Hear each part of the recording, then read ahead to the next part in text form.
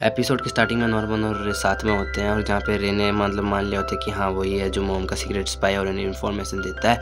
लेकिन फिर नॉर्मन से पूछता है कि असल में तुम्हें मुझ पर शक कैसे आया नॉर्मन, जिसमें नॉर्मन बोलता है मुझे लगता है तुम समझ ही गए होगे कि मैंने 3 लोगों के लिए ट्रैप बनाया था, जिसमें मैंने डॉन और गिल्डा को तो बताया नहीं था कि मेरे बेड के यहाँ पे रस्सी है। मैं तो उन्हें डाइनिंग टेबल और वो लाइब्रेरी की लोकेशन बताई थी और यहाँ से मतलब अगर बेड में से चोरी हुई तो मतलब तुम ही थे।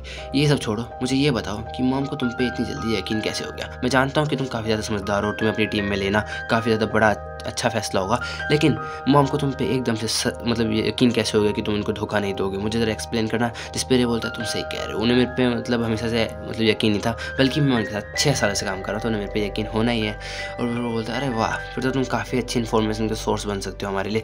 मैं तुम्हें एक ऑफर देना चाहता हूँ, कैसा रहेगा कि तुम वापस से और मेरी टीम में आ जाओ और मॉम को धोखा दो और उनकी सारी हमें बताओ, इनको स्पाई करके। तो वो बोलता है तुम मेरे पे यकीन कैसे कर सकते हो, असल में तो मैं तुम्हें धोखा दिया था। लेकिन वो बोलता है तुम्हें एमा को शुक्रिया करना चाहिए, उसने मुझे बताया था कि जो भी स्पाई होगा हम उसे भी बचाएंगे क्योंकि वो भी हमारी फैमिली का हिस्सा है, और इसीलिए मैं तुम्हें भी बचा रहा हूँ क्योंकि मुझे उसे खुश देखना है। जिस पर रे बोलता है ठीक है मैं तुम्हारे साथ देने के लिए रेडी हूँ, लेकिन तुम्हें मेरी बात सुनो। तुम्हें पता है मैं यहाँ पे 6 सालों से हमेशा से भागने की कोशिश कर रहा था। मैं जानता था कि यहाँ से अकेले भागना मुश्किल है, इसीलिए मैं तुम दोनों का साथ देना चाहता था, इसलिए मैं तुम्हारा साथ दे रहा था और मैं तुम्हें हमेशा से बचाते आ रहा हूँ मोम से।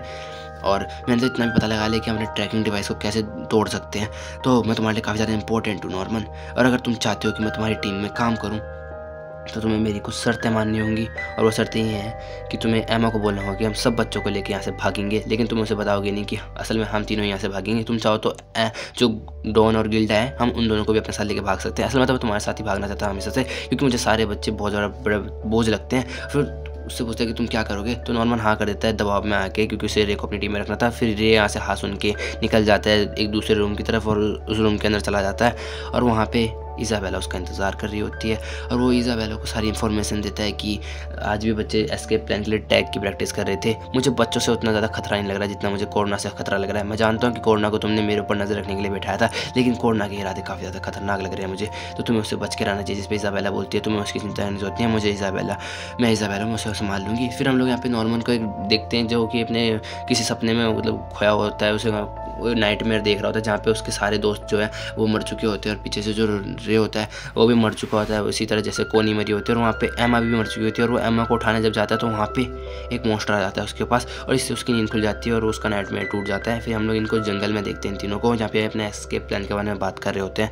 और तभी वहाँ पे जो रे है सामने से आके बता देता है कि वही मैम को सीक्रेट स्पाई, जिसे देख के पहले तो एमा काफ़ी ज़्यादा डर जाती है और बोलती है क्या वो तुम ही थे, तुम ऐसा कैसे कर सकते हो। लेकिन फिर थोड़ी देर में शांत होती है, उस पर गुस्सा नहीं करती और बोलती है मैं जानती हूँ कि तुम्हारे लिए काफ़ी ज़्यादा मुश्किल रहा होगा 6 सालों से, कि तुम हर बच्चे को जानते थे कि मतलब उनके साथ क्या हो रहा है, लेकिन तुम कुछ कर नहीं पा रहे थे। मैं और नॉर्मन तो सिर्फ कोनी की डेथ से डर गए थे, तो तुम्हारे ऊपर क्या बीत रही होगी मैं समझ सकती हूँ। फिर से बोलती है मुझे पता है तुमने अब तक बहुत कुछ झेला होगा, लेकिन मैं तुम चाहती हूँ कि तुम अब ऐसा ना करो। जिस पे रे बोलता है हाँ मैं अब ऐसा कुछ नहीं करने वाला हूँ, मैं तुम्हारी साइड में हूँ।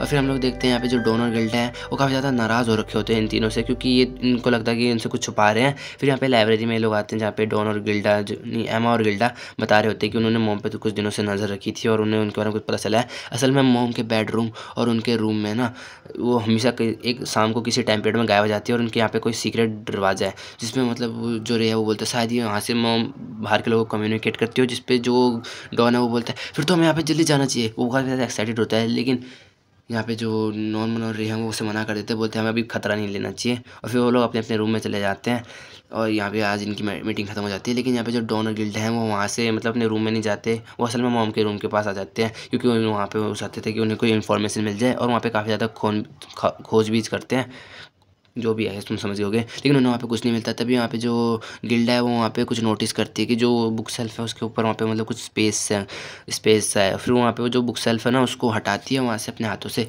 और उन्हें वहाँ पे एक दरवाज़ा दिखता है, और फिर उस दरवाजे को खोलने की कोशिश करते हैं, लेकिन असल में दरवाज़ा लॉक्ड होता है। लेकिन तभी उनको बाहर के दरवाजे से किसी के आने की आवाज़ आती है और वो दरवाज़ा धीरे धीरे खुल जाता है।